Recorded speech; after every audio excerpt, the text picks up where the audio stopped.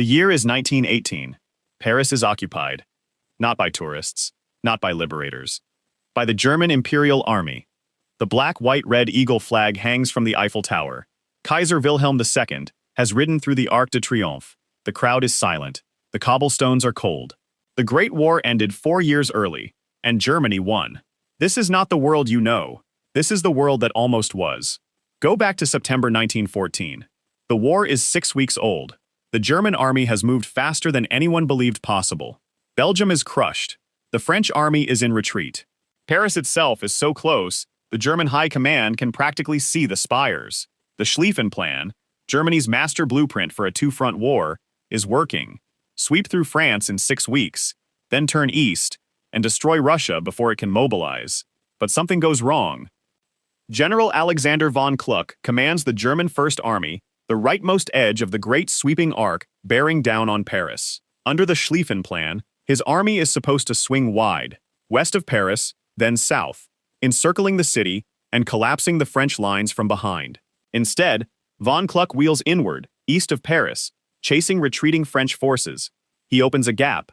A 30-mile hole appears in the German lines. French and British forces pour into it. Germany is forced back across the Marne River. 4 years of trenches, 4 years of mud and gas and slaughter. And in November 1918, Germany surrenders. The Kaiser flees to the Netherlands. The Versailles Treaty breaks Germany apart. And from the wreckage, a man named Adolf Hitler finds his voice. That is the world as it happened. But what if von Kluck held his line? It is September 6, 1914. The order never comes to wheel inward. Von Kluck maintains the original sweep, wide and west of Paris. The gap never opens.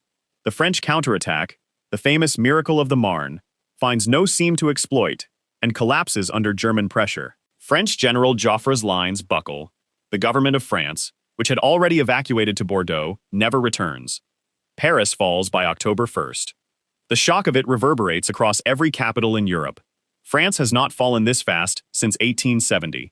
Britain, watching from across the Channel, is staring at a German-controlled coastline from Calais to Brest. The French army sues for terms. An armistice is signed. Germany extracts enormous territorial concessions.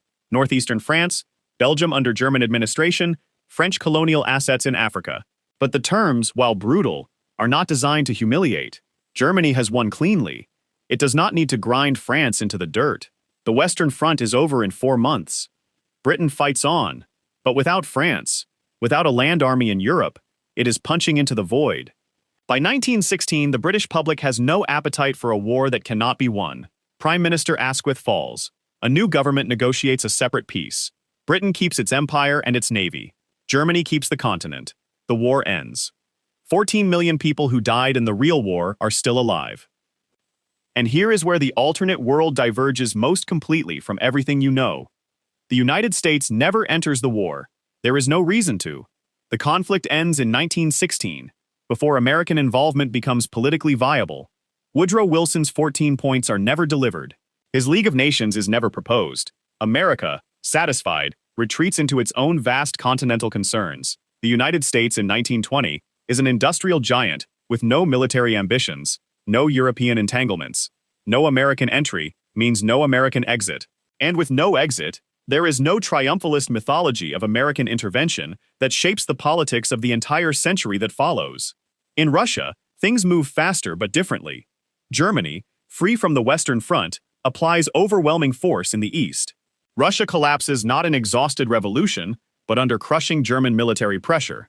Lenin arrives in his sealed German train in April 1917. Germany still sends him to destabilize the Tsar, and the Bolsheviks seize power in October. But the Soviet Union that emerges is hemmed in from its first day. Germany sits on its western border with an undefeated army. The Bolsheviks survive, but they spend their energy on internal consolidation, not global revolution.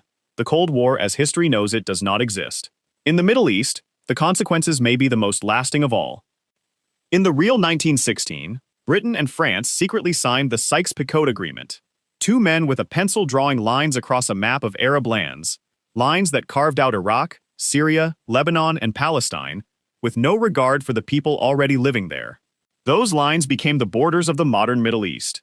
They remain the source of its unending conflicts today. In this alternate world, Britain signs no Sykes-Picot. The Ottoman Empire, allied with Germany, survives the war intact and begins a slow-managed modernization under German economic influence. No arbitrary borders are drawn across Arabia. The Arab world that emerges in the 1920s and 1930s is shaped by different hands entirely. And then there is Germany itself.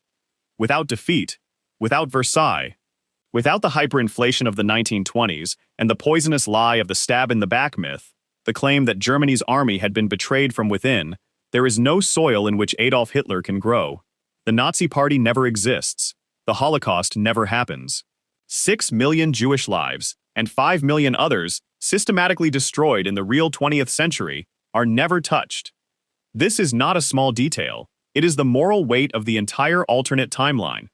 Germany's empire is not benevolent. Kaiser Wilhelm's Germany is authoritarian, hierarchical, intolerant of dissent. German engineers and economists build their Middle Europa bloc across Central Europe, a German-dominated economic sphere stretching from Hamburg to Constantinople. It is an empire of bureaucracy and industry, not of gas chambers. And in the long run, empires built on economics face different kinds of crises than empires built on ideology. By 1950, the world is unrecognizable.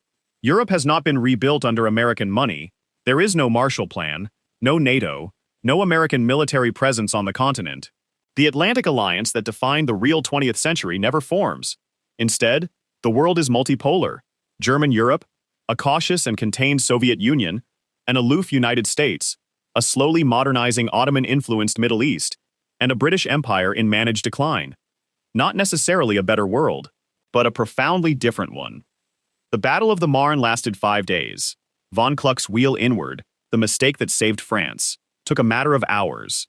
One decision, made by one exhausted general chasing a retreating enemy, was the pivot point of the entire 20th century. Every war that came after, every border that was drawn, every regime that rose from the rubble, every life lost to World War II, every line on the map of the modern Middle East, all of it traces back to a 30-mile gap in the German lines on the Marne River in September 1914. The century you were born into was not inevitable. It was an accident, and it almost didn't happen. History Unfolded exists to find these moments, the ones that almost rewrote everything. If that is the kind of story you cannot stop thinking about, subscribe. There are more where this one came from.